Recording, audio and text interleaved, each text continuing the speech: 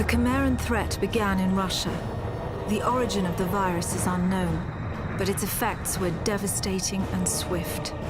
In the 1930s, reports of biological experiments began leaking out of Russia. Then reports of villages destroyed overnight. Then entire cities. We feared the Russians had developed a weapon of unparalleled power. The truth was far worse. The Chimeras stayed sealed within Russia for over a decade. Then, in 1949, they launched an attack that overwhelmed all of Europe in a matter of weeks. For several months, we thought England was safe.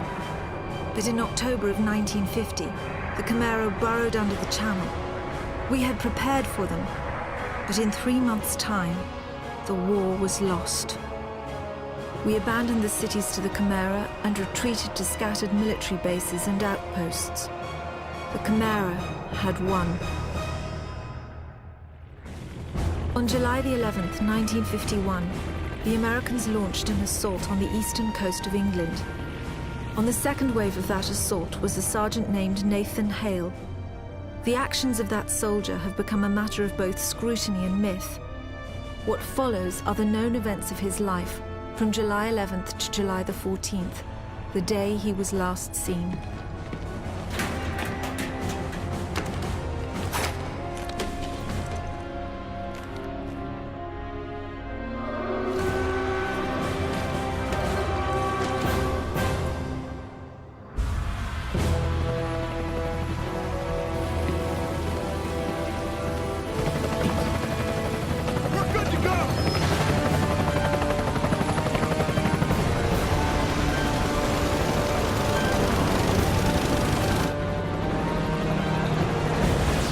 Soldiers had no idea what they would soon be facing.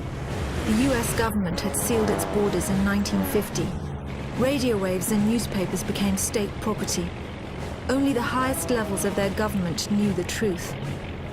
The operation was an exchange. The Americans were bringing supplies and tanks into York. We were giving them our one secret weapon, something we could offer that they couldn't build themselves. I was the commander of the convoy team that was to meet the US soldiers. We were ambushed in Manchester on the way to the rendezvous. There was no way to warn the Americans. They were on their own in York, fighting an enemy they knew nothing about. We never learnt exactly what happened there. All we know is that Nathan Hale was the sole survivor.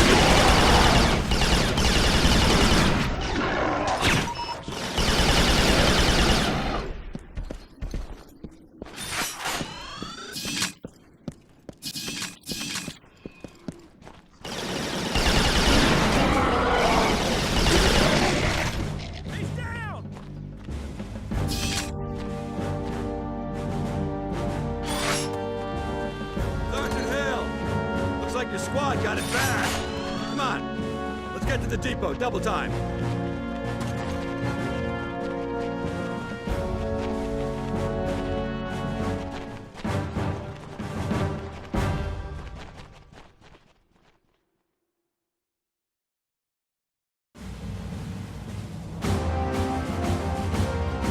Captain, you seeing this? What the hell is that?